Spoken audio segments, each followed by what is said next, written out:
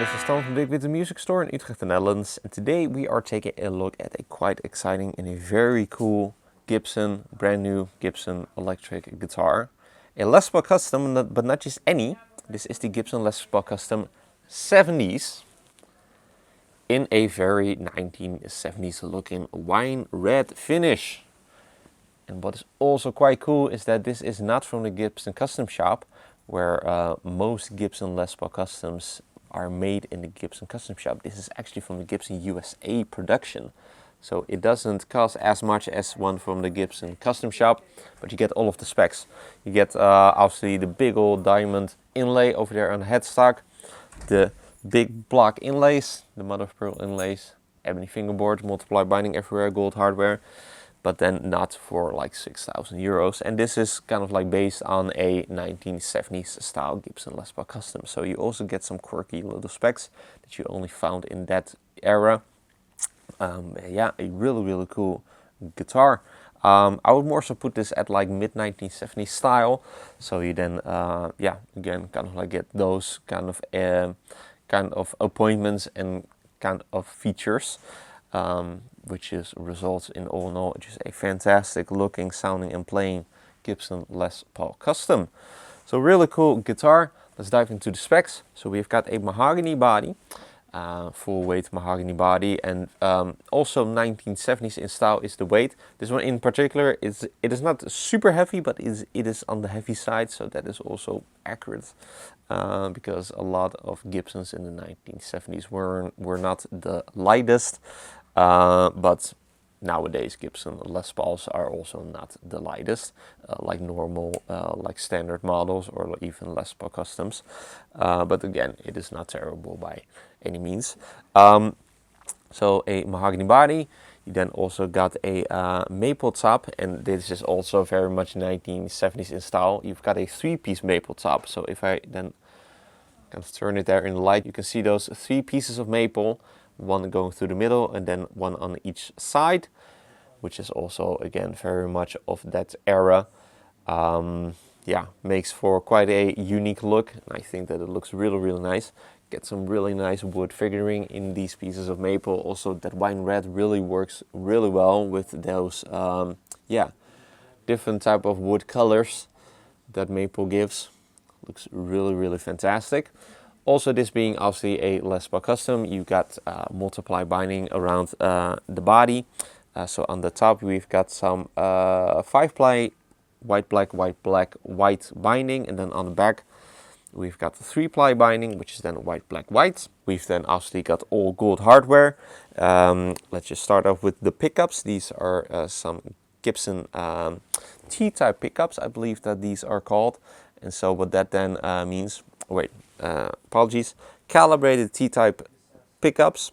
So what that then refers to with the T-type is that in the 1970s, I believe kind of like in the later part of the 1970s, Gibson made their humbuckers with, which are now known as T-type humbuckers, where the bobbins would get a little T marking on each side. So it would then have a little T on this coil, and then on this coil obviously underneath the cover, and those are nowadays known as T-type humbuckers. And then these are kind of like based on those. Obviously you can't really see if there is a T or not underneath the covers, but these are then voiced to sound like those humbuckers, and I can definitely confirm that these sound really fantastic.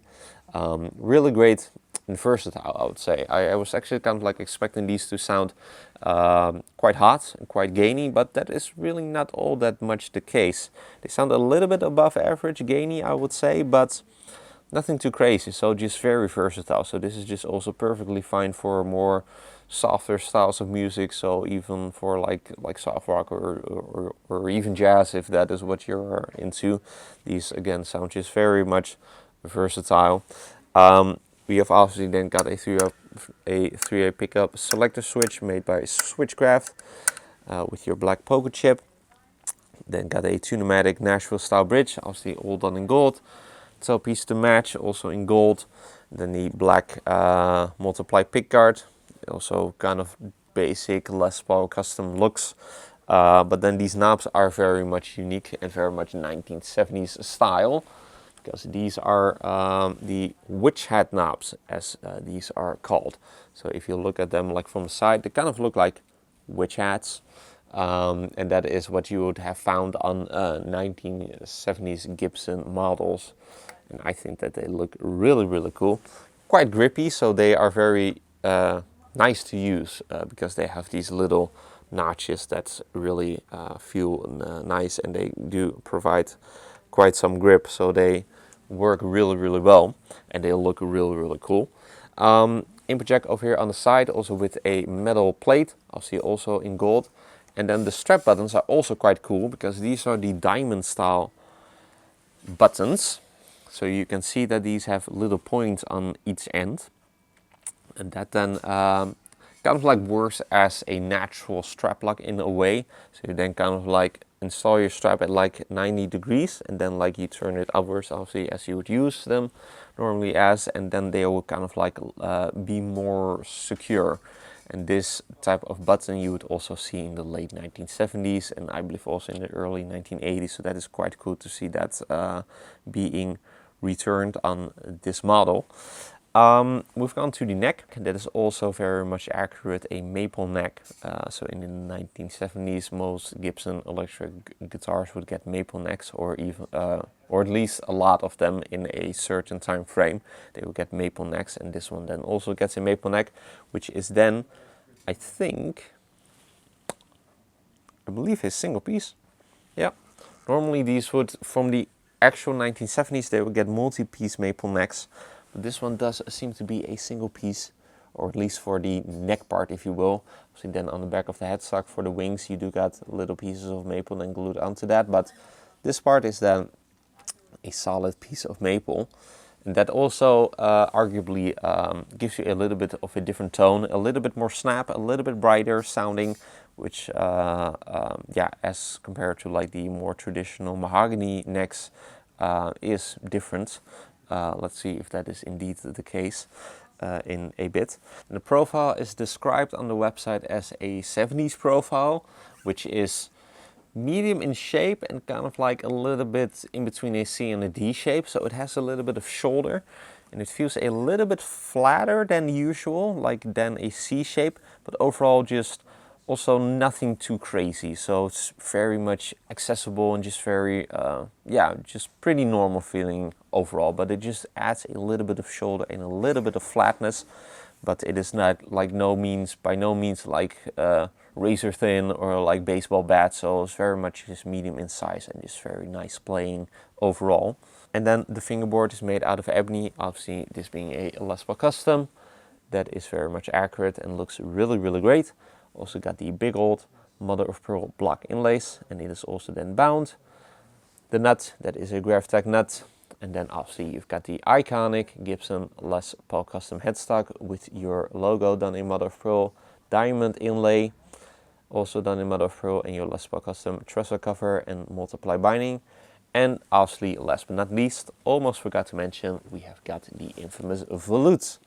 So that's also very cool to see on a new model, the infamous 1970s Gibson volute, to like reinforce the neck over there, because it was, even back then, it was quite common to have headstock breaks, and this was then developed to kind of like combat this. Not quite sure if that it helped all that much, but you actually saw that on a whole lot of models from the 1970s made by Gibson. I believe even from like the 1970 up to 1980 probably, kind of like the entire decade, if I remember correctly. So that's very cool to see again on a new model, to see that come back.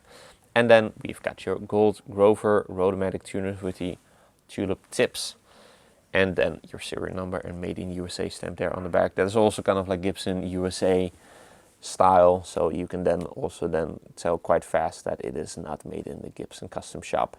And then the last thing to mention, it also comes with a hard shell case, kind of like the more standard style Gibson Les Paul case with your brown exterior with your logo and then a red interior. Just does the job incredibly well. So no complaints there.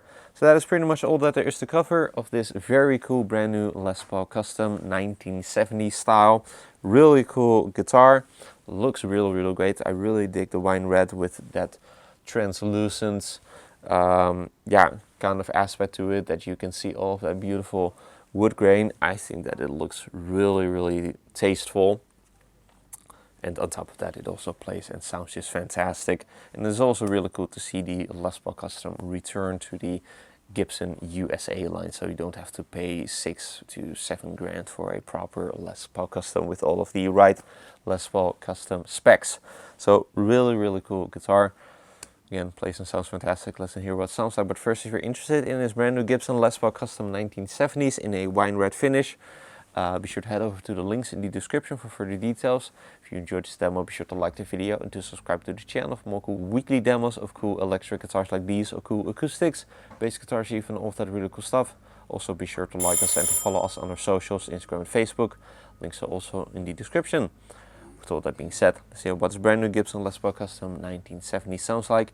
Going to be playing through this 1970s, late 1970s Fender Pro Reverb. First we'll be playing you the clean tones, and then I will be playing you the dirty tones, for which I will be using a Clan non-horsey variant. So let's then move on to that part, and let's take this really badass brand new Gibson Les Paul Custom 1970 style for a spin.